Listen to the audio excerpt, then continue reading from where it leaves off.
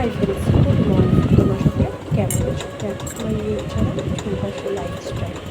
তো একটা নতুন ভিডিও নিলাম, ছোট্ট একটা মিনি ব্লগ তোমার সাথে শেয়ার করলাম। তো কালকে সানডের স্পেশাল ছিল। তো সানডের সকালে মানে রবিবার সকালে টিফিন ছিল চাউমিন। তো দেখো, তো তোমার এই ব্লগটা যদি ভালো লাগে অবশ্যই লাইক কমেন্ট করো। তারপর টিফিনটা করে নেওয়ার পর চান করে পুজোটা দিয়ে দিলাম ঠাকুরকে। তারপর দুপুর লাঞ্চটা সেরে নিলাম, ভাত আর মটন কষা। আর তো লেবুটা রসই বেরাচ্ছিল। তো লেবুটা পুরো ঠেকে গেছে, যেহেতু অনেকদিন ধরেই পড়ে আছে। আর গরমকাল তো লেবু তো চাই বলতে গেলে। তো লেবুটা চেপে চেপে রস বের করছে। খাসির মাংসতে তো লেবু না হলে হয়।